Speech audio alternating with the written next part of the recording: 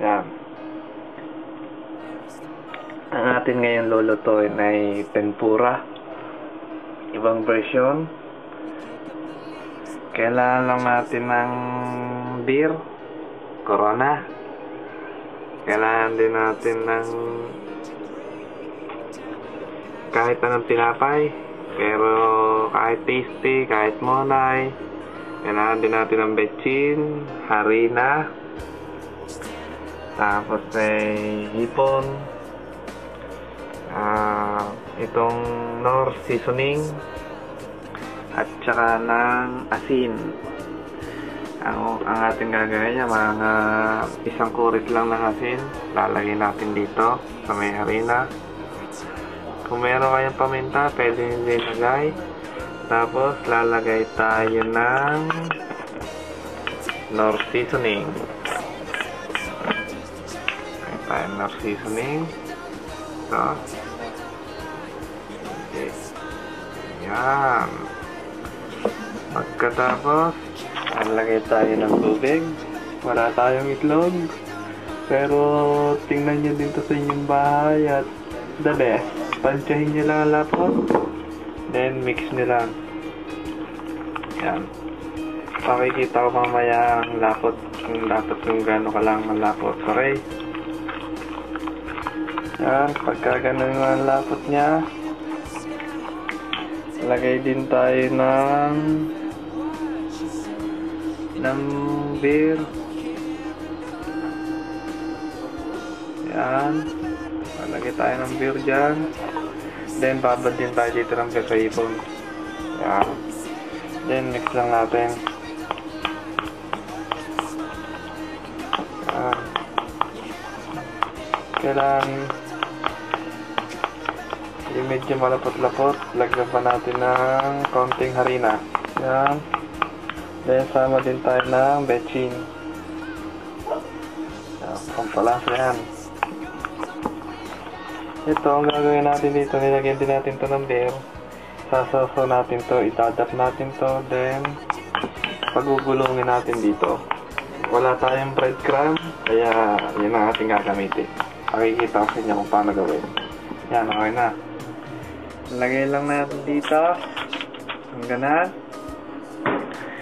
Kung meron kayong oven, mas maganda, ipasok muna natin sa oven.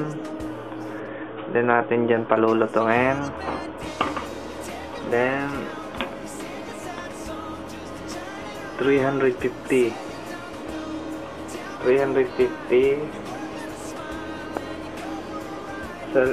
Celsius. Okay, pagka ganito na kanyang kulay, malutong na. Separate lang natin. Then lagyan natin to. Susunod natin gagawin ay atin lang idurugin dito. Yan. Atin lang dudurugin. Medyo mainit. Gagamit na ito. Okay. Durugin lang natin. Durugin lang natin. Yan. Ito nyo no. Pakita nyo mga kabayan. Nadudurog. Sobrang lutong. Yan. Okay. Then ang gagawin lang natin, papainit lang tayo ng kawali. Lagay tayo ng langis. Yan. Dapat medyo madami-dami langis. Yan. Painitin lang natin. Then, ang next natin gagawin, doon sa ating, ito yung parang pinaka-gagawin natin breadcrumb. Synthesize lang natin, lagay lang natin dito, yung may babad na beer. Then, lubog lang natin dito. Alright. Then, patuloyin lang natin ng konti. Then, drop lang natin dito. Oh, diba? Meron na tayong breadcrumb. Ganun lang kadali ang medyo mga nagtitipid. Hindi, ito invento ko lang. Yan. Okay. Then, pinainit ko lang, nilalagay natin. Okay na, katamtaman lang apoy natin, hinaan lang natin para hindi masunog. Yan, dapat mga ganun lang. Then, alright, ilagay na natin. O, diba? Ganun lang yan. Then, dip ulit tayo ng isa. Patuloy lang natin na konti. Then, dip na natin dito sa ating ginawang breadcrumb. Yan.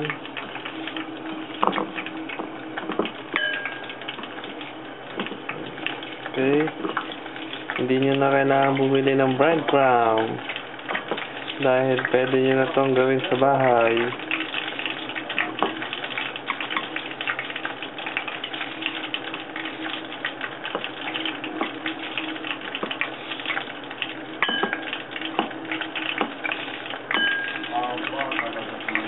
Pero iba pa rin ang original na breadcrumb. Lagay ulit natin. Diba? Ayos. Kaya nakadali. Yan. Okay. May beer to, may beer. Itong sauce na to. Ayan, lagay lang tayo ulit. Ayan. Okay.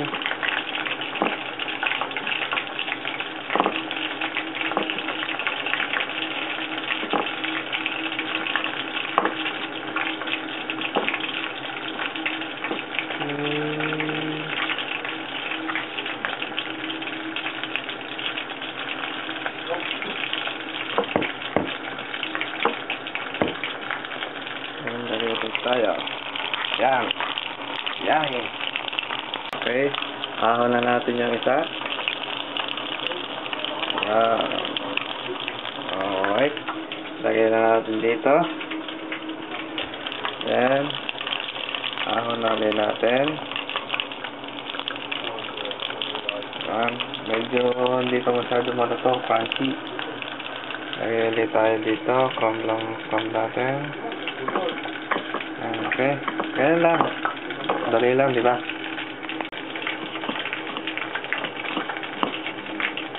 Dali lang, di ba? Yan, pag kung wala kayong breadcrumb, pwede rin kayong gumawa. Hindi na kayo kailangan pang bumili. Subukan nyo sa bahay nyo at ganito na ilalabas niya. Walang yabang. Hindi ko kayo niyayabang. Walang yabangan dito sa Sunday. Okay. Sa channel ni Cardi, walang yabangan.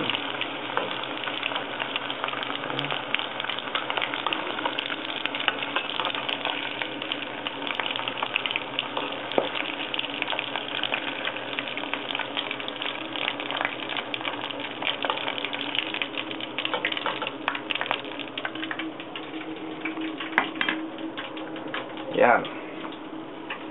Yan ang ating tempura. Okay. Try nga natin. Kung effective.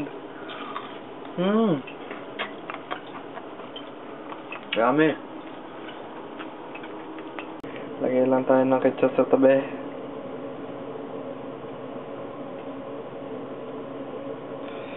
Yan na kanyang pinakasawsawan. Yan. Okay. Alright.